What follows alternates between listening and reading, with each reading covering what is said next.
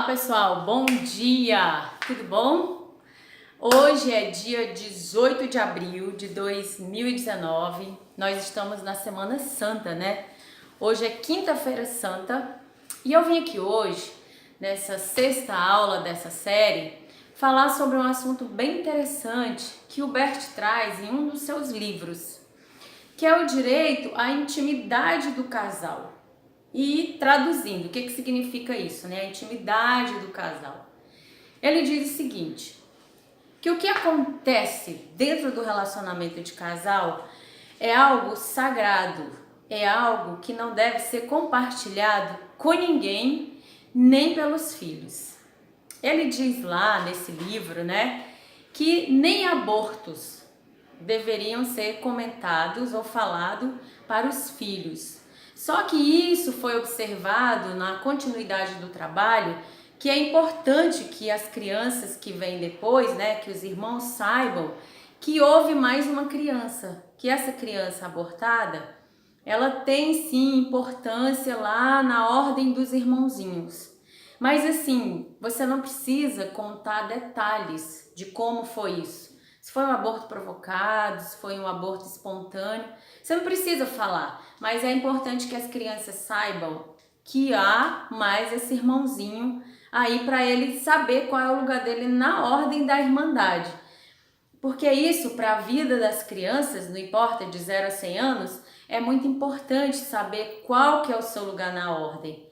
Porque como já disse em uma das aulas anteriores aí, no nosso lugar é onde está a nossa força. Muitas vezes a gente se sente meio perdido, assim, não encontra rumo na vida porque a gente está ocupando o lugar, muitas vezes, de um irmãozinho excluído aí, que nasceu antes de nós e que morreu cedo, ou que nem chegou a nascer, que foi um aborto espontâneo ou provocado. Então, nesse caso, sim, pode ser falado para os filhos. Mas os demais assuntos do casal fica no círculo de relacionamento do casal, né? Isso não pode ser dito, por exemplo, eu vou contar a minha vida de casal para uma amiga, um amigo. Não, ele fala que isso você quebra com essa confiança e isso traz consequências para o relacionamento. Mesmo quando esse casal se separa, olha só, isso é bem interessante. Então, mesmo quando esse casal aqui, separou, cada um tomou um outro relacionamento, mesmo para esse novo parceiro, você não deve falar sobre o que aconteceu no seu primeiro relacionamento, porque isso é considerado e é visto como uma traição. O outro aqui, ele sente na alma dele assim, poxa, então quer dizer que se um dia a gente separar, ele também ou ela também vai falar sobre a nossa intimidade para outros, né, para outra pessoa. Então é muito importante preservar esse relacionamento, né? Lá nos nossos cursos, nos nossos seminários com os nossos professores, né? A Wilma, ela é sensacional. Ela diz assim: entre o casal não pode passar nem vento. Então, é algo bem coeso, é algo bem unido, que nada pode vazar aí desse círculo. Por quê? Tem problemas também, por exemplo, quando a gente deixa isso escorrer para o círculo seguinte, que é o círculo das crianças, né, do relacionamento com os filhos. Imagine filhos que sempre presenciam os pais brigando. Nos meus atendimentos, muitos, né, adultos hoje chegam para mim com essa queixa. Olha, meus pais brigavam muito, então minha mãe era muito submissa, meu pai era muito machista, então assim, eu não quero isso para mim. Então muitas vezes essa pessoa ela não toma um relacionamento porque ela disse internamente assim, eu não quero, né, no caso da mulher, eu não quero um homem igual ao meu pai. E aí o que acontece?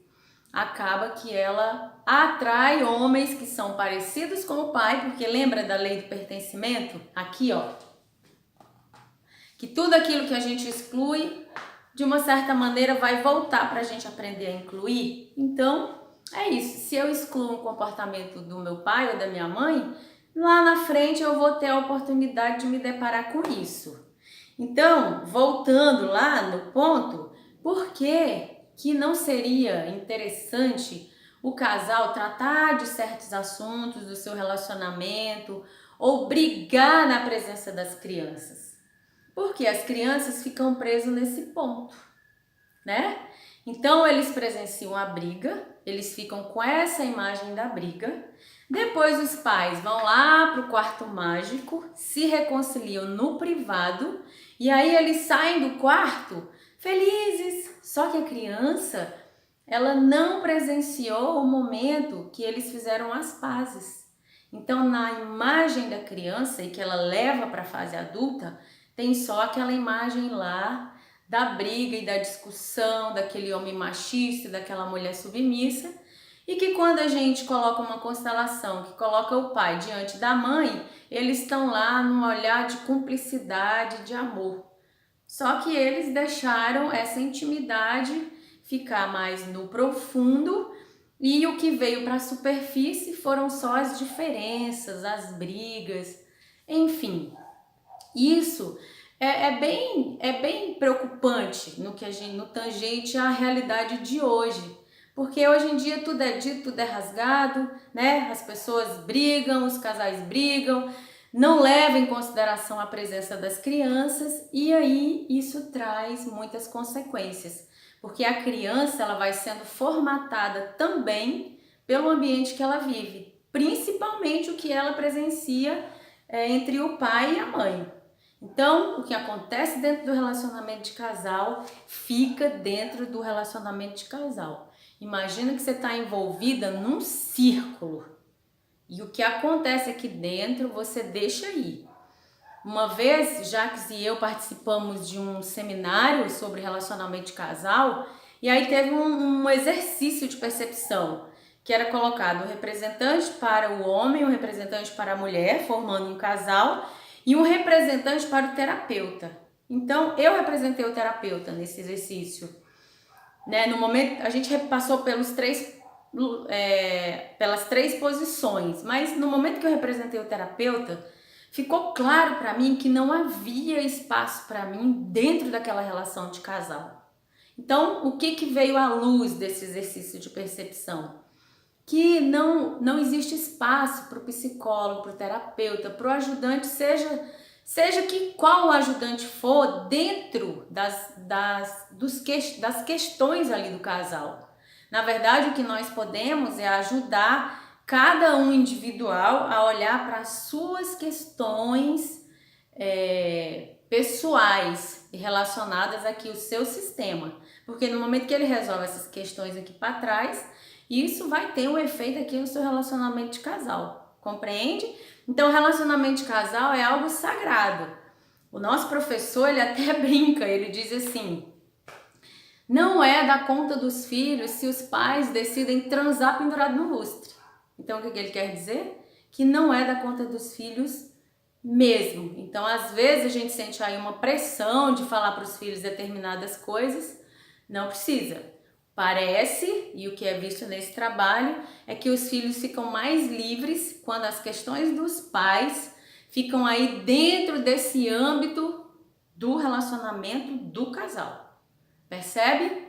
Então, eu acredito que por hoje é só. Eu ia esticar mais um pouquinho, mas eu acho que eu vou ficar por aqui, tá bom?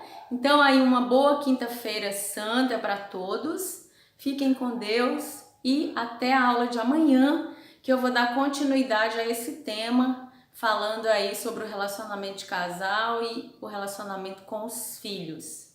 Ok? Um beijo!